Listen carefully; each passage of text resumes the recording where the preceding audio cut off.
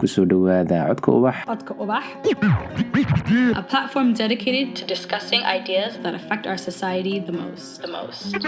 wacyigelinta, arrimaha sugaanta, Culture, then the voice of storytellers.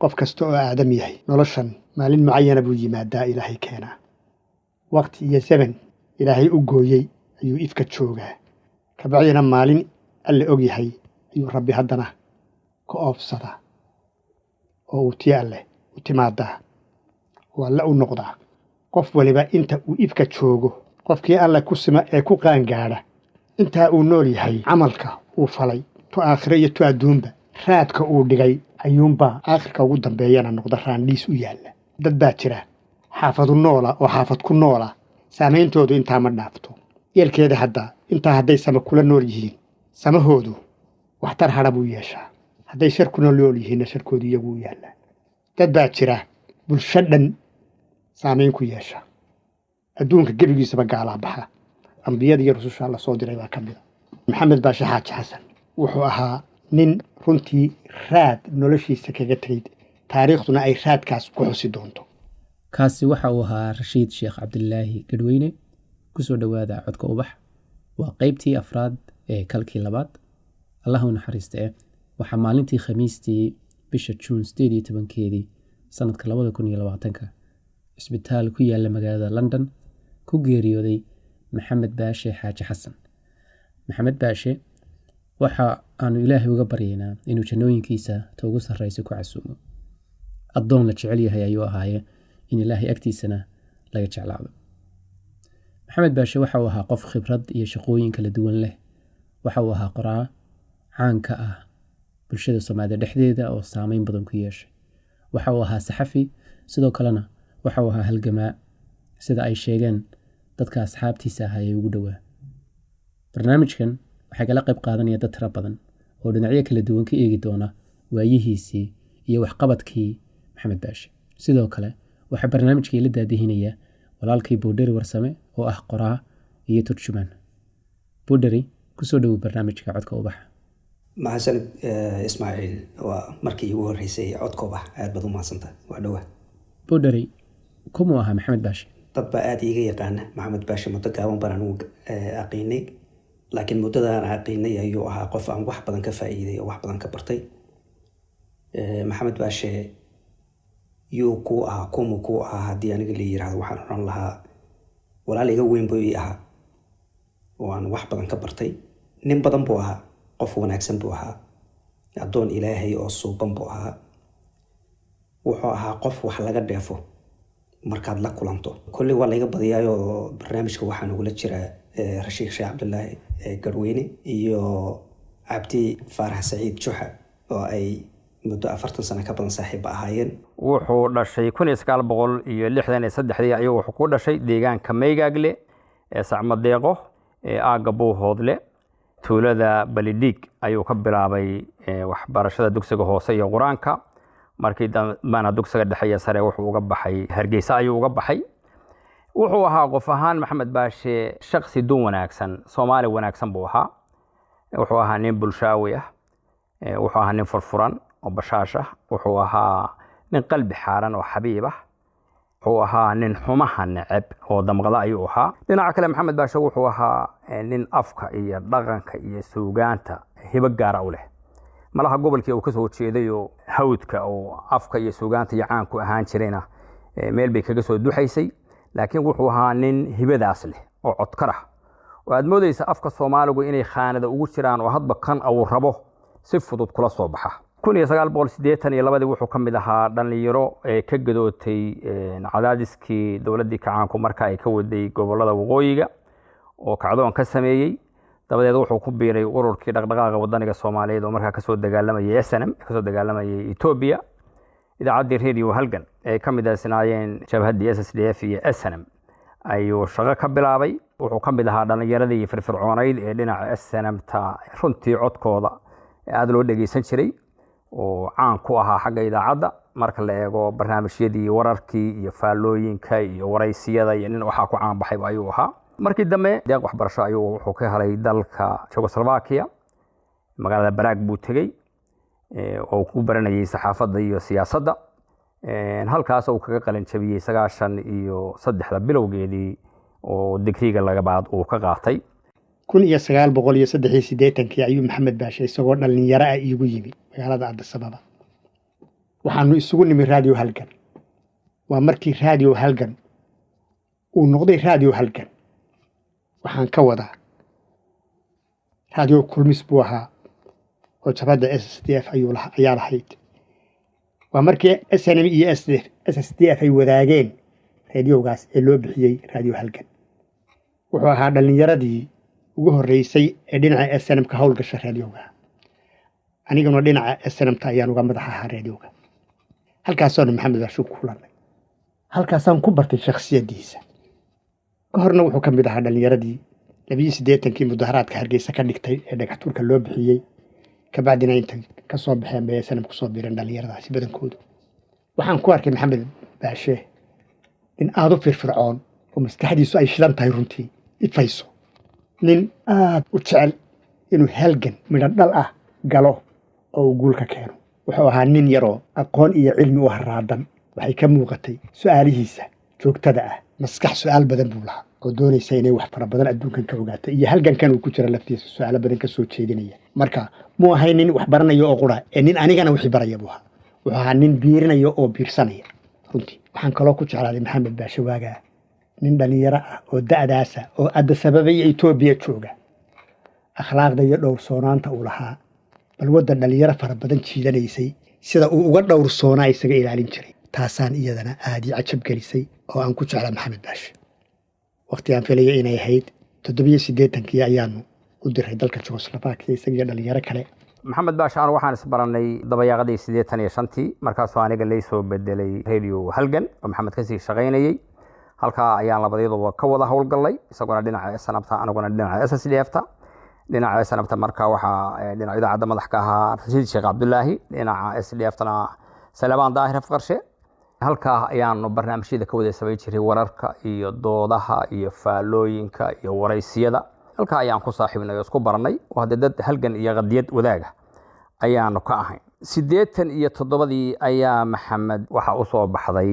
deeq waxbarasho aniguna sanad ka bacdi ayaan markaa kaga daba tegay aan baraag ugu tegay isagoo markaa ninka kaliya oo Soomaaliga ah oo halkaa ku nool sanadkii koowaad markaan waxbarashada galay runtii waxa igu hor yimi afkii iyo dhaqankii iyo hawadii iyo wuxuu dhan hadda buuga qab iyo qorsi ku aragteen ciwaanka ah tareenka aan meelna tagin waan iga go'aansanaya inaan dalka ka dhoofo maxamed markaas ayuu ii caqli celinaya isagoo markaa intuu sanadka luqadda ka baxay jaamacadda markaa sanadkii semesterkii koowaad ku jira uu leeyahay waxaan anaguba waa soo maray waa sanadka hore adkayso isku jaamacad baan galeynaa isku kuliyad baan dhiganaynaa laba qol oo iska soo horkajeed ayaan degaynaa digsiga ayaan wada karsanaynaa halkaas ayaan mudana ku wada nooleena waxaanu ahayn laba ardayda kaliya oo Soomaaliyeed oo isku jaamacadaha isku guriyo halka jooga oo wax wada barta wuxuu ahaa nin waxbarashada ku wanaagsan oo jaamacadda dhibco sare kaga baxay afka xataa ku fiican afka aniga waa iga fiicnaa oo aad u firfircoon waxa nin saaxiib badan oo dadka dhex gala oo bulshaawi ah oo la sheekaysta oo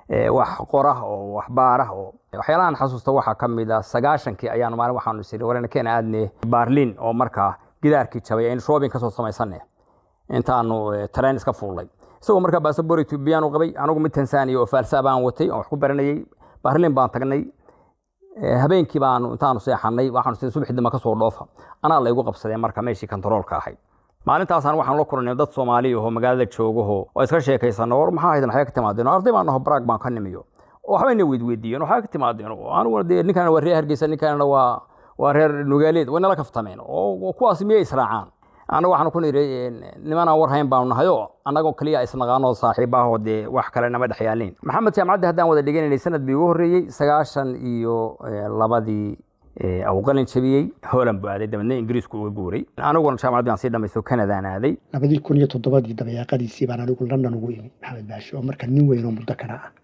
قرص ده يحاسة أرور له شقيسته وحنركي محمد باشا عمر كان نينكي أن أجانا هذا رئيس الأمريكي أنا هاي نينكي أن أجا مستحدي سوشيد نايد حول كركة هاي هذه تشارل في الفرعون هاي شقة بدنا لكن نينكيو هذا waa yeel muddo kale aan noqday oo degan ayaanu kulannay markaasaanu haddana halkaa cilaaqadayadii aanu kasii ambaqaad. maxamed baashe wuxuu ahaa nin samaha jecel, mar walbana raadinaya wax wanaagsan, nin aan naftiisa ku koobnayn oo wax isagu gaara aan doonaynina wax guud bulshadiisa wax wanaagsan oo weyn la doonayo, horumar la doonayo, nabad la doonayo ayuu ahaa.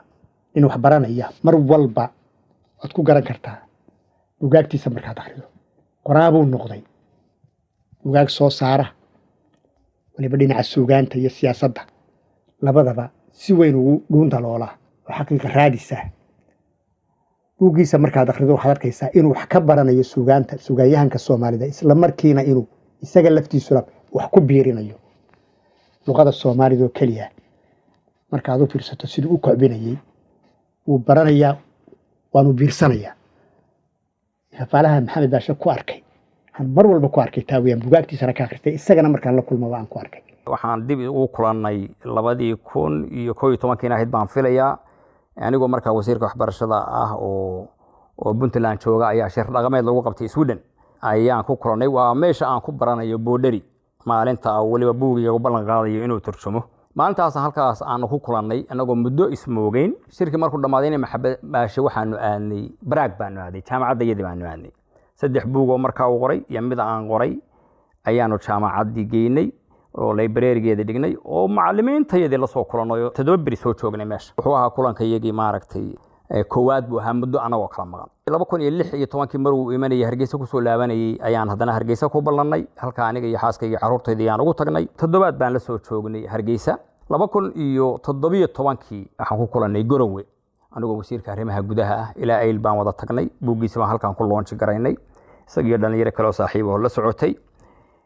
markii kasta oo ay xaalad adag timaado way isdoonan jireen arrinta maxaan ka dhahnaa baan oran jiray. waxaan xasuustaa maalinta Somaliland ay ku dhawaaqday go'aansiyada anagoo cadslad wada jira BBC-da u duubnay barnaamij la oran jiray maxay kula tahay oo ka hadlayna markaa dareenkayga sidoo maalinta ahaa. waxaan xasuustaa 2003 waxayd maaqaane mar Somaliland iyo Puntland ay isku dhaceen anagoo warqad wada qoray la yiraahdo Walter Culka Jooji. maxamed marka wuxuu ahaa aniga wuxuu ahaa saaxiib dhow, wuxuu ahaa gacal, waxa weeye nin aan si gaar ah u tabi doono. waxaa jirta saameyn uu ku yeeshay dadyo kala duwan dunida dacaladeeda dhan jooga. dadkaasi waxay ka siman yihiin waxa weeyaan dhammaantood midooda xiriir gaar ah ayuu la lahaa maxamed baashe. aniga saameynta uu igu yeeshay haddii aan ka hadlo waxay ahayd iyo waxyaabaha aan kaga dayan doono waa jacaylkii uu qabay afka iyo dhaqanka. waxaan kaga dayan doonaa inaan fikirka qofka uu hayo aan lala baqanin. cid kasta oo kaa hor imanaysa ha kaa hor timaadee in wixii aad aaminsan tahay ee kaa lilaahiya aanad la baqanin aad bannaanka keento. waa talabaadeen kaga dayan doono. maxamed baashe waxaa kaloon kaga dayan doonaa wejigiisii furna, waayo waxa uu runtii ahaa qof cid kasta oo ay is arkaan soo dhaweeya oo si kal iyo laaba u soo dhaweeya. qof waxa uu ahaa cid waliba kaaga markhaati kacaysa inuu yahay qof qalbi wanaagsan oo noocaas ah. marka taasna waan intii karaankayga waan isku dayi doonaa inaan kaga daydo. saameyn noocyo ba adiga kugu yeeshay? maxamed baashe iyo anigu waxaanu kulannay isaga iyo Zaynab Daahirba isku mar baan kulannay iyo Juxaaba saddexdoodaba sanadkii 2013 ayay ahayd. magaaladan aan deganahay ee Göteborg, Gothenburg ayay waxay u yimaadeen shir bay u yimaadeen cilmiyeed. halkaasaan ku bartay saddexdoodaba, Zaynab iyo Juxa iyo maxamed baashe. maxamed waxaanu ahayn Ismaaciilow walaalo ilaahay, gaar ahaanna bahda qalinleydaanu ku sii walaalownay, allaha u naxariiste. maxamed wuxuu ahaa nin bulshada dhexdeeda runtii ka caana oon dusha ka iqiin. laakiin 2010 bay ahayd inaabtigay Axmed Cabdiraxmaan Xaaji Xasan ayaa iskaaga baray maxamed, anigoo runtii markaa fankan ku cusub oo wax soo saarkaygii u horreeyay fagaaraha la imi. nimaanad saacad ku baran sanad kuma baratid soo Soomaalid ma tidhaa. maxamed halkii baanu isku barannay, saaxiibo dhowna ku noqonnay. magaalada Gothenburg ee dalka Sweden ayaanu haddana aniga maxamed u socdaalnay sanadkii 2013 annagoo London ka tagnay. waxaanu ka qayb qaadanay madal afka iyo dhaqanka Soomaaliyeed iyo qurbaha mashaakilaadkooga lagu darsayo laguna falanqeynayo. sanadka macalin siciid saalax iyo cabdi faarax siciid waa juxa oo wasiirka waxbarashada ee puntland waqtigaa ahaa, iyo rag runtii rag badan iyo dumar kaloo ummadda dhexdooda magac iyo maqaam ku leh ayaanu isku barannay. waxaa iigu xiiso badnaa oo lama ilaawaan ii ahaa waayaha halgan ee ay walaalaha waa cabdi faarax juxa iyo maxamed baashe nala wadaageen. allah u naxariistee waxaa laysku raacayaa inuu ahaa nin aqoon durugsan, dhaqanka suugaanta iyo afka soomaaliyeed u leh, jacayl badanna u qabay, nin bashaasha oo bulshaawiya oo kaftan badan oo kalgacal badan ayuu ahaa, nin dadka aada u qiimeeya una raaligeliya. aniguna waxaan khaas ugu sii bogay aabanimadiisa, caruurtiisa qurbaha ku dhalatay ee uu haddana ku koriyey kuna habay jacaylka soomaalinimo, jacaylka afka hooyo iyo jacaylka dhaqankeena wanaagsan. marka ismaaciil anoo jecel inaan wallaahi waqtigan iyo fursaddanba ka faa'iidaysto, waxaan codsi u dirayaa madbacadaha ku howlan soo saaridda buugta tayada leh in lasoo saaro buugta ka qabyaysan, laguna maamuso maxamed howlqabadkiisii iyo jacaylku u qabay kaydinta dhaqankeena iyo afkeena ah.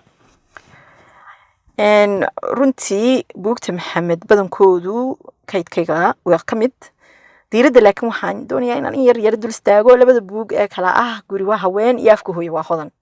labada buug runtii waxay aniga ii yihiin bar aan xog badan ka xigsado oo aan ku noqnoqdo, yaa faa'iido badanna dad badan kale u lahaan doona in ummaddu ay ila eegtana aan jecelahay. maxamed wuxuu kaloo inooga tegay allah u naxariistee barnaamijyo TV-ga ka baxa, khaasatan barnaamijkii baadiso ee Star TV ka bixi jiray. wuxuu inoogu soo bandhigi jiray xog badan, dad badan oo xogaal ahna wuu inoogu baray. waa kayd mahadhooyinkiisa ka mid ah. waxaan jecelahay inaan ugu dambaystii 2 waqti oo xiiso gaara ii leh aan yara dul istaago oon aada ugu sii xasuusto maxamed, naxariista janna allaha siiye. mar waa Hargeysa Hadh Wanaag oo aan waqtigan xaadirka ah ku suganahay, iyo madal aan la wadaagay maxamed iyo inamadiisa. marka labaadna waxa weeyaan Somali Week Festival 2019 kal hore weeyaan. wuxuu garwadeen ka ahaa barnaamijkii sanadkaas kal hore, oo uu si habsami leh, farshaxanimo leh, aftihanimo leh uu hogaaminayay una waday. waana runtii sidii lagu yaqiinay maxamed. ilaahay waxaan uga baryayaa ilaahow jannatul farduus ee jannooyinka u sarreeya ilaahow ugu bishaareeye oo hooy ka sii, ilaahow ubadkiisa iyo waridiisana ilaahow sabir ka sii. annagana haddaanu bahda qalinleyda nahay iyo dhammaan soomaalina ilaahow sabir naga sii. nin culus ayaa inaga baxay, innaa lillaah wa innaa ilaahi raajicuun. waxyaalaha aan aadka ugula yaabay maxamed baashe asagoo ah qof maaragtay dadka saameyn ku leh oo la yaqaano meeshuu tagaba lagu soo xumeeyo, ayuu ahaa qof aan isweynaysiinin, cidna iska weynaynayn. shakhsiyadda maxaa idinka dhexeeya labadiin, maxaad isu biirin kartaan oo wanaaga buu mar walba eegi jiray.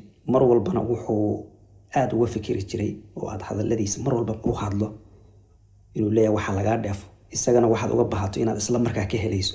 su-aashaad weydiiso isla markaaga jawaabo.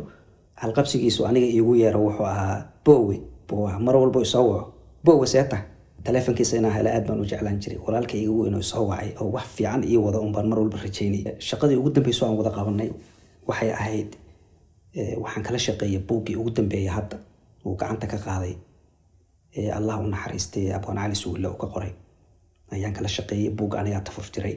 qof sanduuqiisa buuxu ahaa, sanduuqiisa cilmigu aada u buuxo. qof kale oo uu saameeyey amaba ay saamaysay nolosha maxamed baashe waa Xamde Cigaal. maxamed baashe xaaji xasan waxaan bartay sanadkii 2006.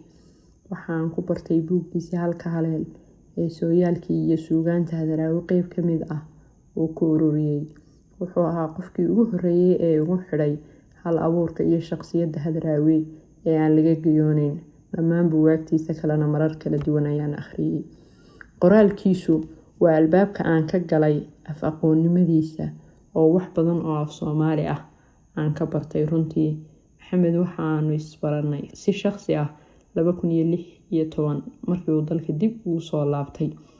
marar badan oo aan maxamed sheekaysanay wuxuu ku fooganaa oo danayn badan u hayay sida ugu habboon ee qallooca hoggaanka siyaasadda ka jira loo sixi lahaa.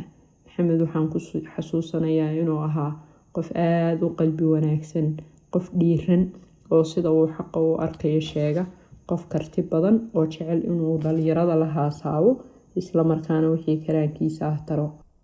marka laga tago fanka iyo suugaanta, waxaa kale oo uu lahaa dabeecad ay ku yaqaaneen dadkii muddada dheer ay siqaaneen, taasoo ah in wixii uu aaminsan yahay aanu la gabanin, fikirkiisana uu bannaanka keeno. maxamed baashe wuxuu ahaa, allah yarxamo, in aada u hal adag oo dood adag oo wixii isaga markaa run iyo xaq ugu muuqda aada ugu adag oo aan ka loodsamin iyadoo la tuso wax ka maqan ama waxtiisa ka duwan oo xaqiiqo ah marka la tuso. nin qabsooma buu ahaa, laakiin haddii aan halkaa laysla gaadhin nintiisa ka loodsama mu ahayn. nin si fudud loo dabciyo ma ahayn. taasi marar badan waxay u kasabtay markuu mowqif qaato maxamed baashe nin mowqif adag buu ahaa, mowqifkiisa aragtiisa ninku adag buu ahaa. marka uu qaato nin si kulul ugu dooda buu ahaa. taasina maxay keeni jirtay? waxay ku keenaysay marar fara badan cadaawad badan inay u samaysato. sida loo calaadiyo maxamed baashe uma colaad qaadan jirin isagu. waa iyana sifo kale oo aan maxamed baashe ku jeclaa. kuway fikirka isku diidan yihiin marka ay ku colaadiyaan fikraddiisa, isagu kuma colaadin jirin tiisa, tooda kuma colaadinaynin, tiisu buu ku adkaysanayay. marar badan bay hadal xumo fara badan uga imanaysay dadka qaarkood. waxaan ku jeclahay inaanu waxyaabaha safaasihda ee sufahiinta luqada safiiha inaanu isagu marnaba u jawaabi jirin, ee ka adkaysan jiray, tiisana ku adkaysan jiray, aflagaada iyo afxumana aanay ka bixi jirin. taana waan ku jeclaa. dadka yar ee qadiyadda aaminaha ayuu ahaa. wuxuu ahaa nin aragti ka duulah, yoole ah, dabeedna waxa uu aaminsan yahay taa saldhig ka dhigta ayuu ahaa. oo ilaa iyo 82 maalintii uu dhaqdhaqaaqa ururka ardaynimada uu ka bilaabay ilaa maanta oo uu dhintay, oo uu hormuud u ahaa ururkii ama dhaqdhaqaaqii mar kale iyo midnimo. wuxuu ahaa nin aragti iyo qadiyad leh buu ahaa. wuxuu ahaa maxamed dadka waxay aaminsan yihiin la bareera ku dooda. su-aasha u dambaysa aan jeclaan lahaa inaan ku soo gabagabayna waxay tahay, dhammaantiin aan weydiinayaa, dhaxal noocee ah ayuu ka tegey maxamed baashe xaaji xasan boodhare, adigoo ku bilaabaya buugaagtiisii? wax soo saar aada u wanaagsan buu yeeshay, aada buu u dadaalay. buugta ay ka mid yihiin buugga uu ka qoray abwaan hadraawi, halka haleel, afka hooyo waa hodan. waxaa jira buugga kaleo isaguna qaaliga ah ee asagana dib loo daabacay isagoo aada u qurux badan ee la yiraahdo guluwa haween. waxaa ka mid a buugga kaleo isaguna qaaliga ah uu ka qoray xaaji aadan afqalo, allah u naxariiste. midka ugu dambeeyo aan wadnay isaga waday wuxuu ku saabsan yahay waayihii iyo waxqabadkii abwaan cali sugulle dun carbeed. qof ilaahay qalinkiisa u barakeeyey buu ahaa, cilmigiisa ilaahay u barakeeyey. maxamed baashe dhaxal weyn buu ka tegay oo dad dhifa ay ka tagaan. dhaxalka maxamed baashe ka tegay waa dhaxal laisu sii dhiibayo, jiilba jiil u dhiibayo wey. maxamed baashe dad buu beertay. waxaa ka mid a sheekada uu nala wadaagay ninka dhallinyarada reer Hargeysa ee dadaalka badan maxamed haldoor, isagoo oon garanayn intay kulmeen ilaa uu mihnadii uu jeclaa intuu gacanta qabtay dhex geeyey ilaa uu tv-ga ka hadal yiri. waa markaan akhriyo macnaa aad waa asagii baa ii sawirmir ruuxiisii. kuwo kaloo tiro badan baan akhriyo, tacsiyo badan oo lasoo diray, aniga sidaasaan isu ahayn, sidaasuu yeelay, halkaasuma taasuu ii qabtay. markaan wada akhriyey maxamed baasha ii sawirmay. ilaahay ha u naxariisto, jannada firdowsana allah geeyo. nin nolosha raad la xusuusta kaga tegey, raad kooban maaha oo ay xaafadi xusuusato. ummadda soomaaliyeedeen oo dhami, soomaali oo dhami raaday ku xusuusan doonto ayuu maxamed baashe ka tegey. ilaahay ha u naxariisto. soomaalida wuxuu uga tegey dhaxal aan lagu xasuusan doono. marka aad eegtid ciwaanada nooca uu adeegsanayay maxamed baashe oo halaan tabayey, halka haleel, hal tis qaaday, waxaad moodaa inuu sii arkayay in nin saacadi ku socoto oo mudnaanta kala dooranaya oo kee ku hormaraysaa. hadraawi baa ugu muhiimana ka gaarsiiyey, afqalooc ku xejiyey, cali sugulle eeg, gabdhaha wax ka dheh, afka. waxaad moodaa inuu yahay nin wax u qorshaysan yihiin oo mawduucyada uu qorayey runtii mid waliba midka kale uu ka qiimo badan yahay, oo ah waxa ugu weyn oo lagu xasuusan doono. kaalin weyn buu wuxuu ka qaatay afka iyo dhaqanka iyo lafaguurkiisa iyo doodiisa, oo ah meelaha Soomaalidu ay ka dayacan tahay oo aad loogu tabi doono. waxaa kaloo lagu xasuusan doonaa maxamed doodo badan iyo falanqeyn badan oo ku saabsan dhaqanka iyo afka iyo xaaladda Soomaaliya iyo midda Somaliland buu ahaa. Marka waxaa lagu xasuusan doonaa inuu ahaa mar walba nin aragti leh. Haddaad fiirisid marka uu ka gelgelanayo 82 cadaadiskii kacaanka, haddaad fiirisid jabhad ku biirkiisa iyo mucaaradka uu noqonayo, haddaad fiirisid qadiyadda Somaliland oo mar dambe oo dekedan DP World iyo mar arrintaasi ka socotay oo aad iyo aad aragti uga lahaa oo xataa lagu xiray Hargeysa.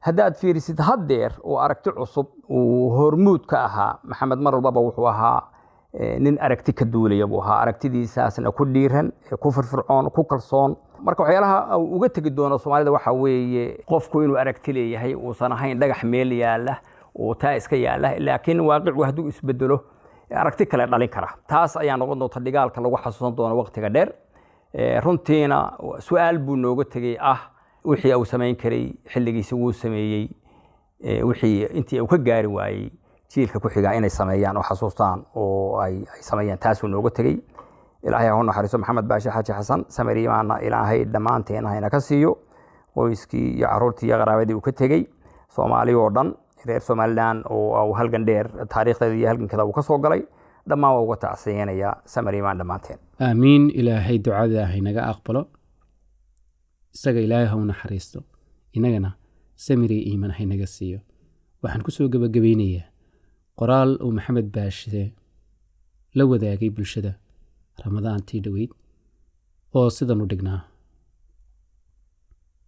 aniga oo maxamed baashi xaaji xasan oo ka faa'iideysanaya fadliga soonqaadka waxa aan caawa saamaxayaa oo cafinayaa qof kasta oo wax iga tirsanayay aniga oo og in ay jiraan dad muddooyinkii dambe si toos iyo si dadbanba ugu gafay qofnimadayda iyo xaqa aragtidayda kuwaas iyo inta kale ee aanu si uun isu qoonsannahay waa iga cafis iyo musaamax dar alleh ayaa idin cafinayaa ma cafi ma caafimaado forgiveness is like medicine ciddii si uun wax iiga tirsanaysa waxaan ka codsanayaa inay caloosha iga sii daayaan oo i saamaxaan ilayn carab iyo labadiisa daan baa isugu dhow oo waa isqaniinaane waxaan qof walba ka codsanayaa inuu u duceeyo marxuumka maxamed baashi xaaji xasan in ilaahay jannadiisii geeyo inagana samriya iimaan uu inaga siiyo